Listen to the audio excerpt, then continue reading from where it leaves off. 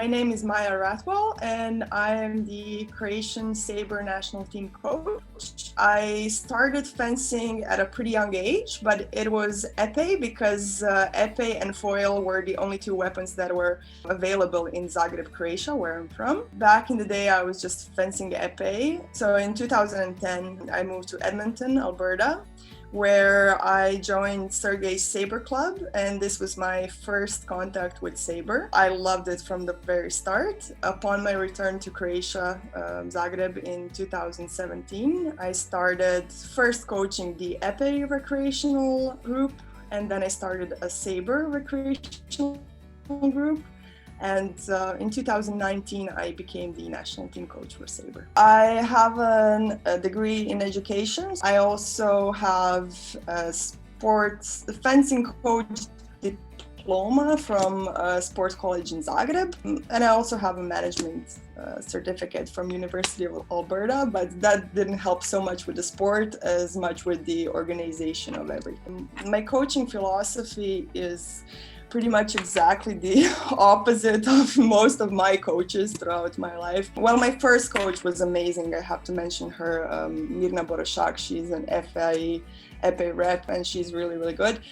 But a lot of my coaches put a lot of pressure on me in terms of results and medals. A lot of times it brought me to tears. I wasn't happy doing my sport. So when I started coaching, I decided that I would do the exact opposite. With my students, I ensure they have fun, and that is my number one priority. I just want them to learn fencing, of course, and I throw them into fire. I teach them like a lot of things in a very short period of time. I present it as everything's easy. Lefties are easy to fence, like the arm is closer than with the righties. I just make everything light and fun, and I filter all the politics that's going on, so they never know about what's in the background of fencing. They just know it's fun. As you know, every sport has a lot of politics. With fencing, it's no different than in any other sport. There's people that are here to disrupt stuff, some in a good way, some not in such a good way. And unfortunately, the world of sport revolves around medals, Olympic accomplishments, and winning. But we all know that maybe 0.1% of all athletes get to Olympics actually. But that's where the money is, right? We have to make sure that we do little steps to improve our sport even when there's no money involved. Otherwise, it wouldn't work out. Yeah. What I'm actually really proud of, in my group, I have three fencers that used to fence a long time ago, and they came back to fencing recreationally. I have this one guy that stopped fencing foil in 1994 and now he came to my group to fence épée. And what's really, really refreshing to hear is that he really enjoys fencing again, and through a completely different lens, because my group is just vaccinated from all the politics, all the problems, all the drama, everything that's going on. And of course, these people remember, what they hated most about the sport was all of that. So of course, when they come back to the sport they love in a clean environment, then there's no way, like they're here for good. And they're also my biggest helpers. Yeah, I really, really appreciate them because they know so much about the sport, and they're here to help the newcomers, and they're also always eager to learn. I love that. They don't have the ego, I was fencing when you were a baby. No, like every time I tell them something, they really, really try to improve because it's a positive environment. My best shield is a smile. I never allow people to get me in these kind of like discussions and polemics and who's the best, and I don't care. Like, I'm the best at having fun, and my athletes are best at doing physical activity and enjoying it. In all these meetings of executive board meetings and this and that, high performance is what matters the most. We're only going to talk about that, and recreation is always on the sideline kind of thing. But now this year we had nationals, and my athletes won 14 national medals in all three weapons and across I don't even know how many categories, right? So all of a sudden it's like, Maybe they're not so recreational. No, they are. And that's the point. They train twice a week, but under like positive and encouraging conditions. They don't have to train every day for 3 hours under pressure to be really, really good. I see this shift even in our national federation, because another thing that they learned is that these adults who now have a new passion for sport are really valuable assets. A lot of them now volunteers at DT or weapon control or whatever is needed. They go to referee courses. I have 5 of them lined up for a coaching course that's coming up in the spring. So now the federation is starting to be like, this is actually not such a bad thing. It's not just some sideline recreation that doesn't matter, because now it matters. I don't have feeling that anybody's going to embarrass me as a coach with their result. I don't care if they're dead last on the strip. I don't care if they win 0 points. Like, I will still run after them with food and water and whatever they need, and just be like, have fun and good job and you lost, no worries, like, you'll learn. It really helps them. I can see what's happening on the piste, but I don't think I'm going to help them very much by going too deep into technical and tactical stuff, because half of it they can't hear. I'm not even supposed to yell. If I start going like, do a counter 6 with a whatever, they're not going to be able to implement that on piste. So I might as well just encourage them and be positive. And it really always turns out well. A couple of my veterans were like, we're going to do foil at nationals. I'm like, okay, I'm gonna find you a lame, I'm gonna find you a foil, there you go, have fun. I've never coached foil. One of them won a medal. For them, everything seems possible. And for other people that have been in fencing for so long, they're like, how did you do this? I just didn't tell them that this is some hard weapon that you're gonna have to learn about for 3.5 years before you even try to going to nationals. No, just go, who cares, have fun. Our Saber national team is quite small. I take care of them as high performance athletes, but I also have to make sure that Saber development in Croatia is happening, so that in the next Olympic cycle or the one after that, we have candidates. We actually had an idea at the start of last season to start going to schools and offering Saber to kids and just kind of building that ground up. But of course, COVID happened. So it is nearly impossible to get into any schools right now and do all these kind of fun stuff. But as soon as all of this settles down, we definitely plan to target kids and expand Saber in Croatia, that's for sure. I kind of always knew I was going to be a teacher. It's funny because I've worked in a school for like 3 months of my life and never after that. If you ask me, I think our school system should be changed. More active kids, less sitting down. Like, kids are sitting down too much as is, and especially in this day and age with computers and video games and cell phones and tablets and this and that. Like, I think not everybody is a visual type of a learner. A lot of them are kinesthetic, so I think kids should move way more than they do right now. Field trips, to exploring nature, stuff like that should be done in person, not just from a book. I shovel my recreational fencers that have been fencing for 2 months into a first tournament, and they go because I tell them it's normal.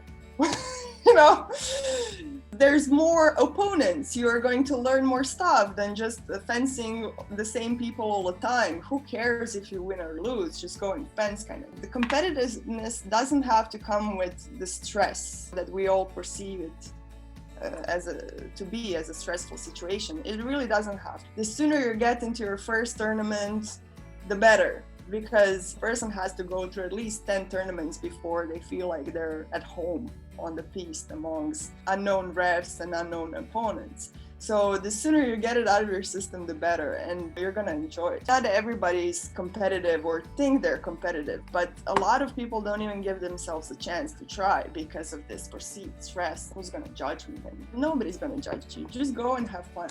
First, tell them that as an athlete, they should start looking at things from the different perspective, from the coaching perspective, because it's almost like 2 pieces of a puzzle, or yin or yang, and positive and negative kind of thing. It took me a while when I first started giving private lessons to adjust my brain to start asking questions, because in the role of an athlete, you're giving answers to the coach.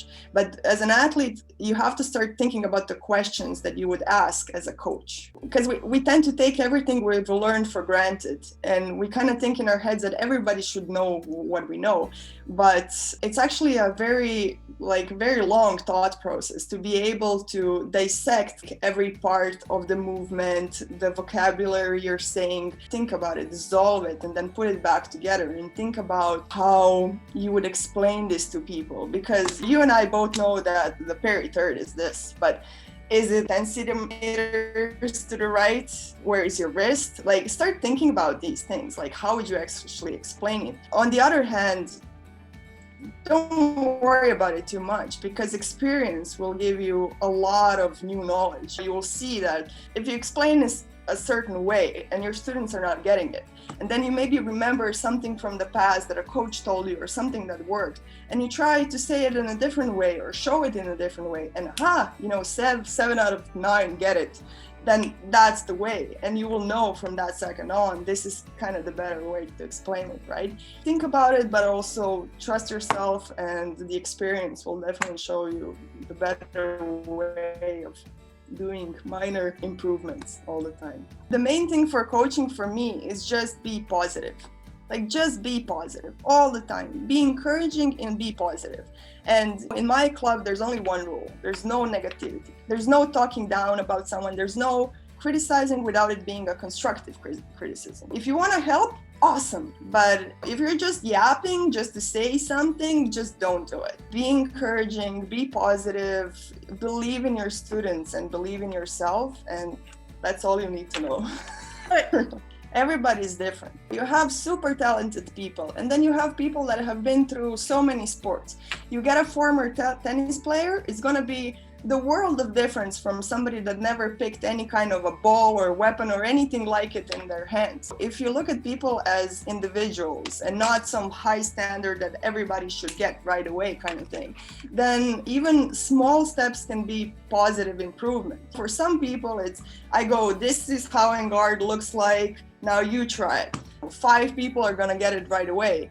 And with 3 people, I'm gonna have to repeat it 5 more times, but those 3 will get it. And with 2 more people, I have to repeat it 15 more times, but once they get it, we celebrate. It doesn't matter. Everybody has their own pace, but if you focus on the individual needs and go step by step, there's really no negatives. It's just every small accomplishment is a celebration. And that's really what motivates people to get them further.